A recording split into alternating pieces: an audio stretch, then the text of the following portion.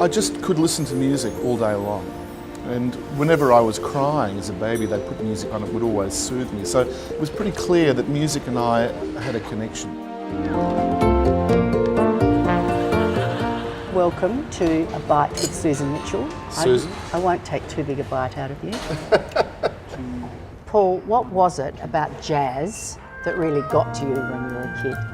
I started playing the piano at 5. And what always drew me to music was the fantasy of music and the romance of music. I think it made me feel things that excited me about being alive. At 5? Look, even at 5, Yeah. you know, music was something that It took you somewhere else. Totally. When I really first discovered jazz, it was through listening to the radio. And there used to be a show on the ABC called Music to Midnight. And I used to go to bed listening to it. What they played was what we would now call mainstream jazz, Yeah. and I got more and more intrigued. And then at school, when I was 15, I went to Wesley College in Melbourne. They had a jazz group there. The teacher, John Lee, who ran it, was incredibly enthusiastic, and he really fired us up with the kind of excitement of playing the music. And then, as I got more into the music, I understood that jazz is part of a larger culture, which is to do with language and literature. Can you teach people to listen to music? Listening is an activity. You know, listening is something which we need to do in an affirmative way. We all hear if we can, Yeah. but to listen is a decision.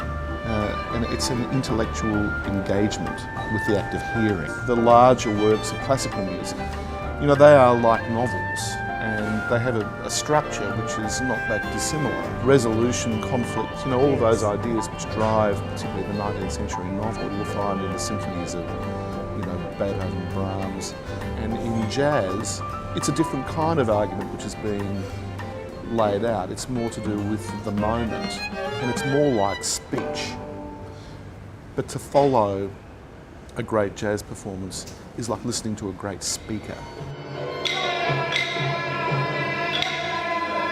One of the things I loved about the 2010 festival was the London Sinfonietta combined with the Aboriginal dance. I didn't know what to expect. I have to tell you, it just blew me away. As we know, this country contains one of the oldest, if not the oldest, artistic traditions on the planet. Yeah. I was really determined for a very long time to find some way towards achieving some kind of understanding of this very, very ancient music, you know, which really does take us back to the roots of musical practice.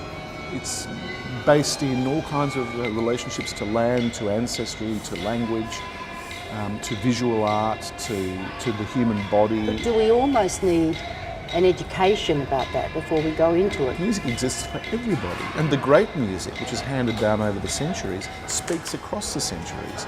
We still relate to the music of Beethoven, Mozart, etc., even though that music is hundreds of years old.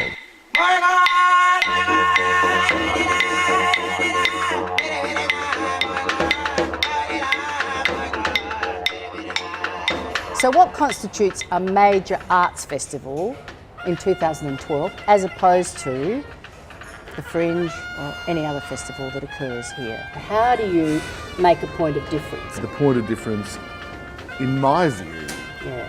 should be this focus on always developing new, exciting projects with our various Indigenous communities, our First Nations. So it's this fusion that you've Well, started. I feel that Adelaide could be a place, like a window to the world for the best of what's going on in that area, and there's so much going on. I think we're really going to be pushing the boundaries in this festival. That's a good title. It's very risk-taking. But isn't that what? That really gets to the hub of what is a major arts festival. In the history of the festival, the best ones have pushed the boundaries. There'll have to be something of the wow factor. Yeah. But the other very important thing is that the festival, in order to sustain its sense of identity within Adelaide, will have to engage more and more with the community here in order to really make them feel that they have some kind of relationship with the festival. I'll take you somewhere which gives you a coherent vision. Yeah. You know, if you come to this festival and you come to more than one event, Yeah. you will see that you are being taken on a journey which is in stages, which will unpack certain ideas for you.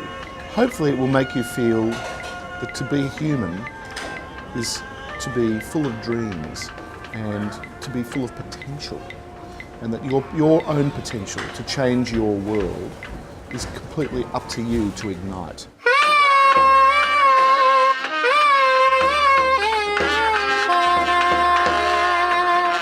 Well, that sounds like the perfect place to finish. So look, here's to you. Here's to the 2012 Adelaide Festival. Thank you very much. Cheers.